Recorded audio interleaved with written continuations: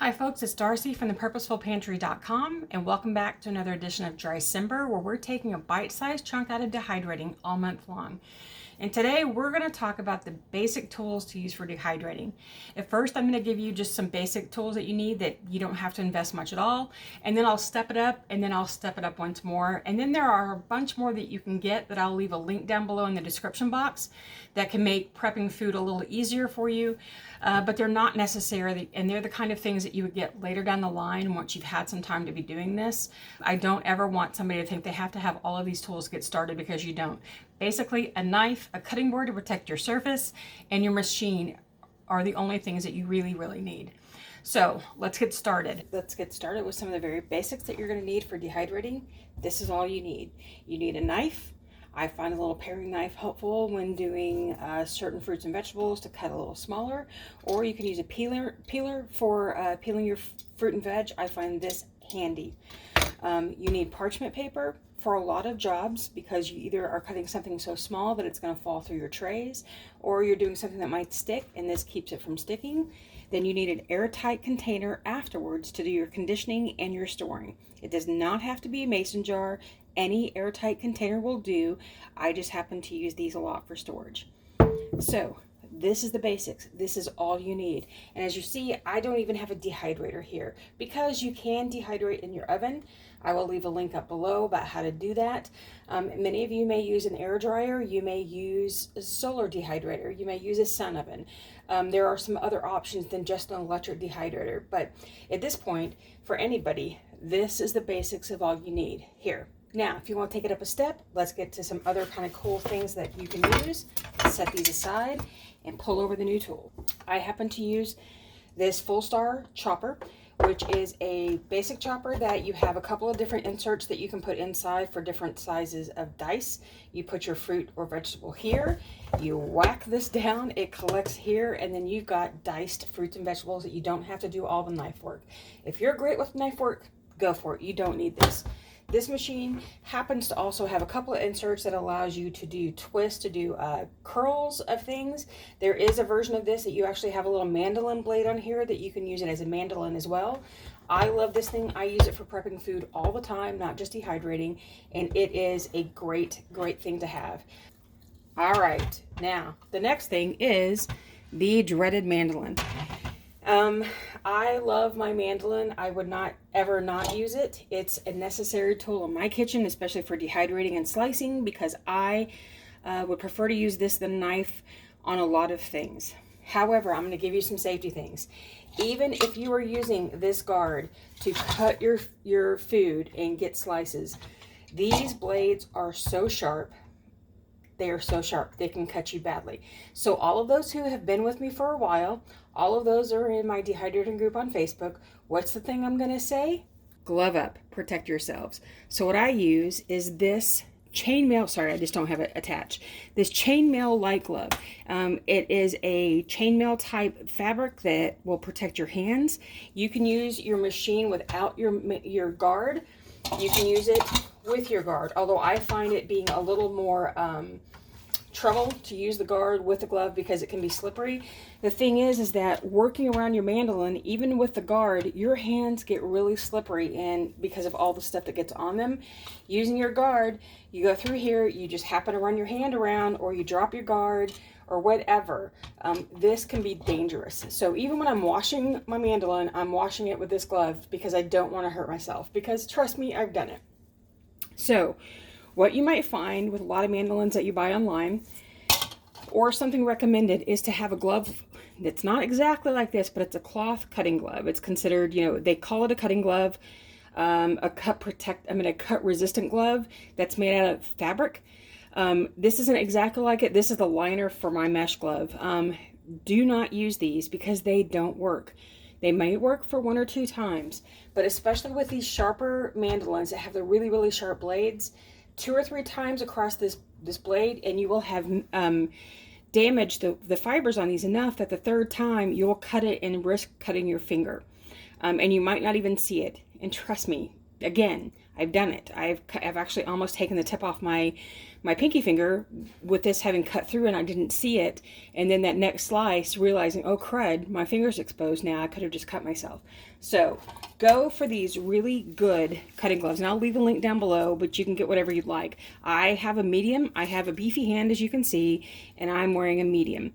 These are necessary if you're going to use a mandolin. Please don't use a mandolin without one. Now, of course, as I said, a parchment paper will work as a liner, but I got to where I don't even use these much anymore because it's wasteful because you throw it away after you use it. When you're using anything that's wet, some parchment paper will actually absorb that water over time because it's not meant to be sitting in water all the time, so the moisture from your fruit could actually start to stick to this, especially if you have fruit leathers that are watery.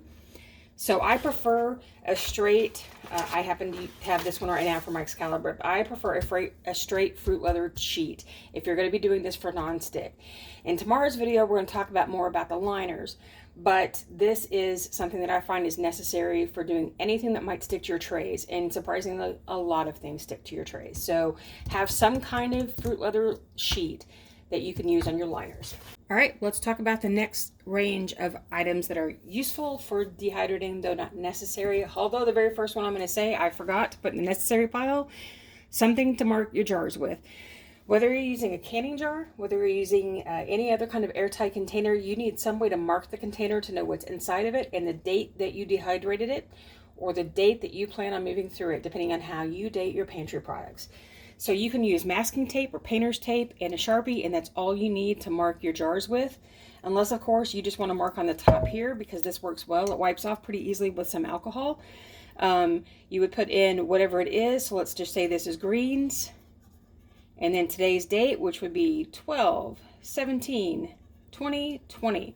That way I knew this would be a jar full of greens that I did, and that's the date that I dehydrated them, to know when I need to rotate through these. You can also use, I use it a lot, any kind of, especially if you're going to be doing this permanently, you can do like this and have, markers on there for what you're doing. I love my, my label maker because I use it on everything. Okay, the next thing that we get into is the next step of powdering, if you're going to be doing that. Powdering is easy. It can be very inexpensive to do. You only need a coffee grinder. That's the kind of like the basics that you need, although some people like to use a mortar and pestle. This is the one I happen to use. And I also have, what I have is a Nutra Ninja, which is just the Ninja kitchen version of any kind of bullet blender. I find that because this has greater volume, the blades are better. I use this more than I use my coffee grinder now.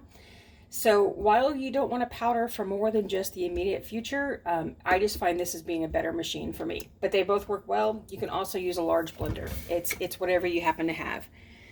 Now, another item I love for powdering is a long art brush. Any kind of brush will do. I happen to have found this art brush for like $1 at an art store on clearance. Why it's useful is when you're doing powders, especially in the coffee grinder, you might find that quite a bit of the powder gets up in the cup and in the cup cover, because these were not made for the fine powder that comes from powdering dehydrated foods. They were for coffee grinds. So you can go through here and clean this up, get out your powder into the container and not waste a thing. It works for any kind of grinder that you're using to do that with, and I find these really helpful. Okay, the next thing for storage, we have options. Okay. I'm going to link you to a couple of videos that I've done a longer video on how to use these. I'll link it up in the iCards above and down in the description below. But these are for storage. You don't have to use any of them, but they can be a help. Moisture absorbers for things that you're using for short term, that you're going to be in and out of the jar a lot, for powders, for fruits. That's the thing that this can be used for and be helpful. Okay. This is an O2 absorber, which removes the oxygen out of a jar before you're going to put it back for long-term storage. It's not for short-term storage, because you'll have to replace this absorber every single time that you open your jar, because once you've used it, it's not good to reuse. These can be good for long-term storage when you plan on putting it in the back of your pantry and keeping it there for a year or more. This is what this would be good for, okay? You do not need this for short-term storage at all.